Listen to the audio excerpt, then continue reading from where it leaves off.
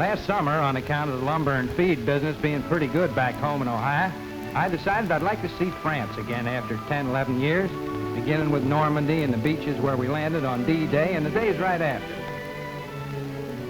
So, inside of a month from when I made up my mind, that's how I operate, there we were, my wife, Grace, that is, and me.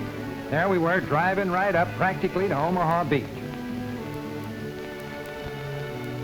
I figured Grace might like to come along and see how Ike Eisenhower and I got from here to Paris. Matter of fact, she insisted on coming.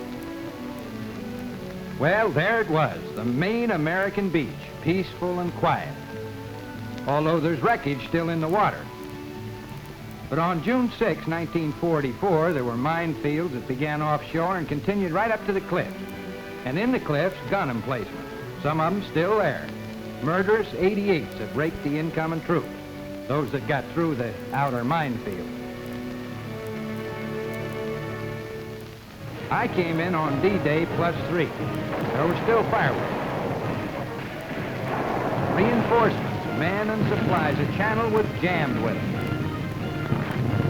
All aiming for the little beachhead we held thanks to those first assault troops and to air support that clobbered enemy mobilization centers, and to our naval support, big Navy guns that pounded the strong points in the cliffs commanding the shoreline.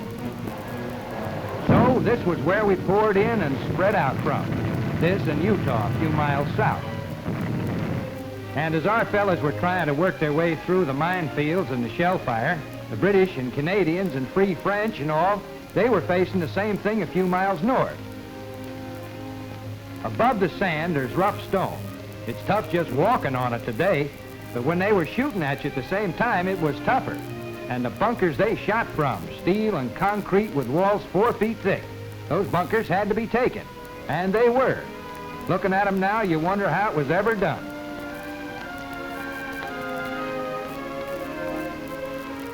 The idea was to get to the base of the cliffs for comparative shelter and then drive through the cliff openings toward the villages beyond. And that's what happened.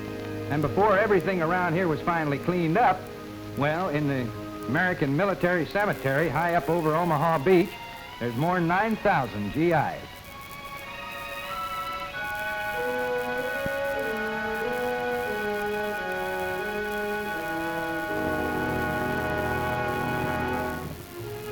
We plan to stay the night in Caen, C-A-E-N, in the British sector.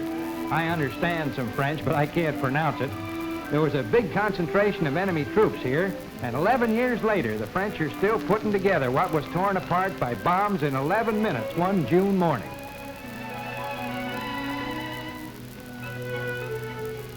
Lots of ruins, but lots of new stuff. Houses, stores, apartments. Not much consolation for survivors in these torn-up towns, but when the rebuilding program's completed, they'll have a lot better living quarters than before the war. More up to date, anyway. Then a funny thing happened. There was this movie house playing one of those French pictures. Something about Amoureuse, it said. Well, it looked interesting, to me, that is. So that night we went in, and there was this short on. La ville de Bordeaux. About Bordeaux and how Bordeaux is one of the great wine regions of France. And all of a sudden, I remembered I once drank some Bordeaux in Paris. A little cafe with a girl that waited on the customers. A real nice girl, and very pretty. I hadn't thought about her in years. We all used to sit around and watch her and kid with her, and her name came back to me, Anna Marie. Dans le château et avec ses spécialités de vin. Depuis les médocs, les sautères et les grèves, jusqu'au vin rouge. Next day, we started along the route I'd covered in '44.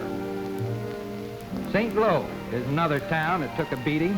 We were held up here for weeks, and it was mostly rubble when we finally broke out to roll on to Paris and Germany.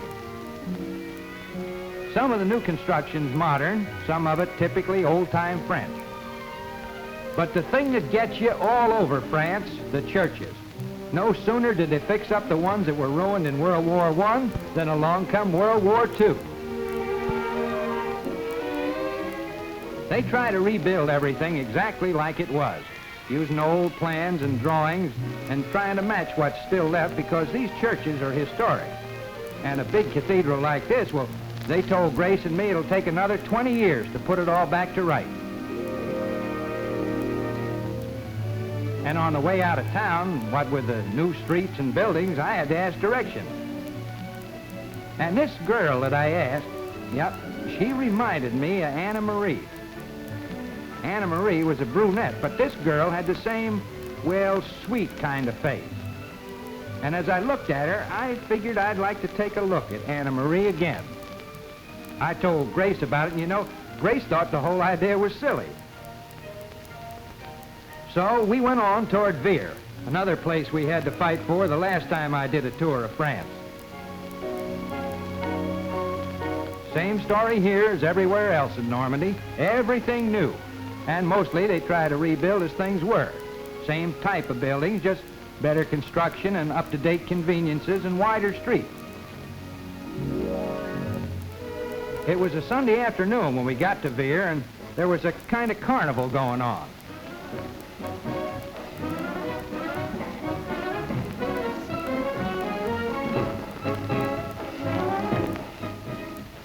And Grace and I were sitting, watching, when I saw, not as pretty as Anna Marie, and with short hair, but the same color, hair and eyes. I could have pointed her out to Grace, but what would have been the use? I guess everybody that's married has things they mention once and never talk about anymore. We made good time in toward Paris. Took about 4 hours. 1944 took a lot longer than that.